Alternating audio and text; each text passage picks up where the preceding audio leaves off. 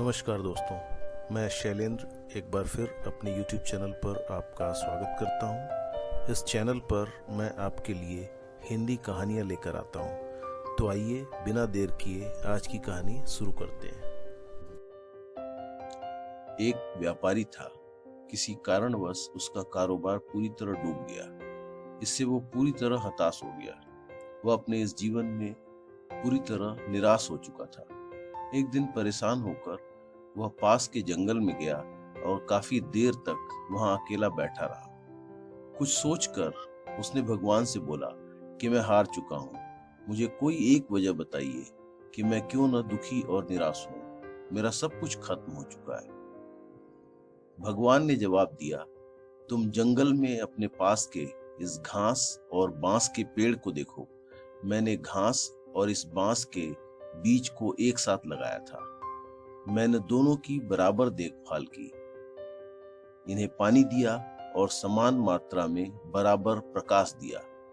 दोनों में घास तो बहुत जल्दी बड़ी होने लगी और इसने धरती को हरा भरा कर दिया, लेकिन बांस का बीज बड़ा नहीं हुआ। इसके बाद भी मैंने बांस के लिए अपनी हिम्मत नहीं हारी।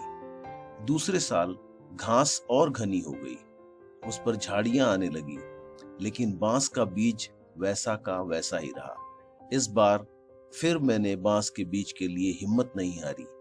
तीसरे साल भी बांस के बीज से कोई पौधा विकसित नहीं हुआ, लेकिन मित्र, मैंने फिर भी हिम्मत नहीं हारी और लगा रहा। उसको बराबर पानी से सींचता रहा, प्रकाश देता रहा और उसकी पूरी देखभाल की। 5 साल बाद उस बांस के बीज से एक छोटा सा पौधा अंकुरित हुआ। घास की तुलना में यह पौधा बहुत छोटा था और कमजोर था, लेकिन केवल 6 महीने की देखभाल के बाद यह छोटा सा पौधा 100 फीट लंबा हो गया। मैंने बांस के जड़ की 4 साल तक जो सेवा की थी, उसका फल मिला कि 5 वर्षों में उसकी जड़ इतनी मजबूत हो गई कि वह 100 फीट ऊंचे बांस को संभाल सके।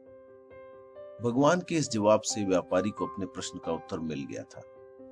कारोबार में फायदा एवं नुकसान होना स्वाभाविक है, लेकिन इससे निराश न होकर अपना कर्म हमें करते रहना चाहिए। तो दोस्तों, यह कहानी हमें सीख देती है कि जीवन में संघर्ष हमारी जड़ को मजबूत करने के लिए आवश्यक है। संघर्ष करने से मिलने वाली मजबूती हमें आने वाले कल को और बेहतर बनाने में सहयोग देती है। इसलिए परेशानियों से हमें कभी नहीं भागना चाहिए, उसका डट कर सामना करना चाहिए और जीवन में सदैव आगे बढ़ते रहना चाहिए। दोस्तों, यह कहानी आपको कैसी लगी अपनी राय कमेंट बॉक्स में अवश्य दीजिएगा। कहानी यदि पसंद आई हो तो लाइक का बटन दबाकर अपने मित्रों को अवश्य शेयर करें और अंत में बेल बटन को दबाकर चैनल को सब्सक्राइब करिएगा, जिससे भविष्य में भी मैं आपको इस प्रकार की हिंदी कहानियाँ प्रस्तुत करता रहूं। धन्यवाद।